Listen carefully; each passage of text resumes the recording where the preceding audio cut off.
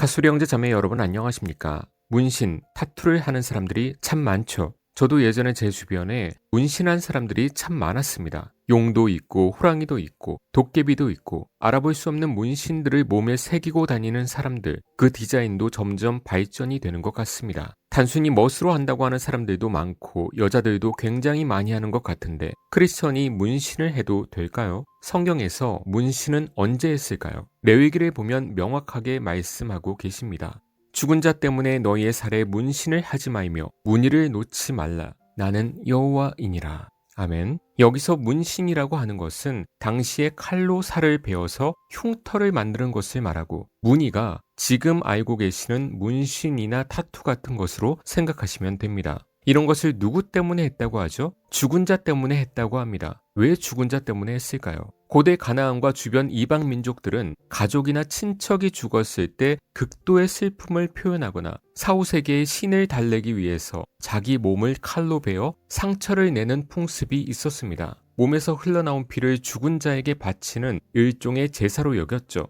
또 상처를 내고 그 자리에 재나 먹물을 넣어 지워지지 않는 표식을 만듦으로써 죽은 자와의 유대감을 영원히 간직하려 했습니다. 그래서 지금도 커플끼리 같은 모양으로 문신을 하죠. 또 귀신과 악령으로부터 보호한다는 주술적 의미도 있었습니다. 고대인들에게 문신은 단순히 장식이 아니라 주술적인 보호막이었습니다. 죽음의 영이나 악한 귀신이 자신을 해치지 못하도록 몸에 특정 문양이나 신의 이름을 새겨 보호받으려고 했던 것이죠. 또 일부 부족은 특정 문신이 있어야만 사후세계에서 신들이 자신을 알아보고 좋은 곳으로 인도해준다고 믿었습니다. 마치 신분증과 같은 것이죠. 또 특정 우상의 상징이나 이름을 몸에 새김으로써 자신을 그 신의 소유물로 봉헌하는 의식이 바로 문신, 무늬를 넣는 것이죠. 우상 숭배자들이 문신을 한 것입니다. 개혁주의자들이 가장 경계한 부분으로서 몸에 새긴 문양이 곧 그 사람의 주인이 누구인지를 나타내는 영적 증명서라고 보았습니다. 그러니까 문신을 새긴다는 것은 나는 이 사람의 종이다 라고 자기에게 새긴 것입니다.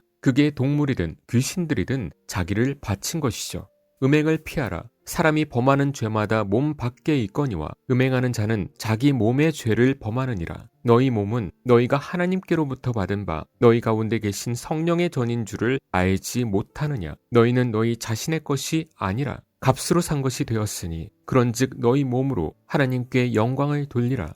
아멘. 이런 하나님의 말씀에 순종하지 않고 몸에 이상한 문신과 무늬를 넣는다는 것은 그 마음이 하나님께 향하지 않고 귀신에게 향했다는 증거죠. 그래서 문신한 사람들을 여러분이 가볍게 봐서는 안 됩니다. 그런 사람들과 어울려도 다 재미있고 일반 사람들과 같아 보입니다. 아무것도 모르고 그렇게 혼합교제 하다가 나중에 후회할 일만 있을 것입니다. 그런데 제가 개인적으로 예외로 두고 싶은 것은 자기의 흠을 가리는, 여자분들이 많이 하시는 눈썹이나 두피, 그 밖에 다른 피부 질환 때문에 이런 것을 하는 것은 저는 개인적으로 맡고 싶지는 않습니다. 그런데 이런 이유가 아니라 멋으로, 다른 의미로 몸에 손을 댄다는 것은 나중에 사람들이 후회하는 것이고 하나님 앞에서도 용납될 수 없는 마음이다라는 것입니다. 너희는 너희 자신의 것이 아니라 우리의 주인은 그리스도의 피로 값을 치르고 사신 하나님의 것입니다. 성령의 거처가 되는 우리의 몸 안에 우상 숭배와 같은 문신을 한다는 것은 그 안에 성령님이 없다는 표식이겠죠. 이런 자들과 마음을 나누고 혼합 교제를 한다면 그것이 영적 간음입니다. 그렇게 어울리는 교인들을 간음하는 자라고 하는 것입니다. 물론 사회생활 하면서 형식적으로 인사 정도 하고 지내는 것을 말하는 것이 아니라 마음을 깊이 나누고 친분을 쌓고 그런 것을 말하는 것이죠. 그런데 성도는 주님의 것이니까 십자가나 예수님 형상으로 문신을 하는 사람들도 종종 있습니다. 그것은 어떨까요? 말도 안 되는 것이죠.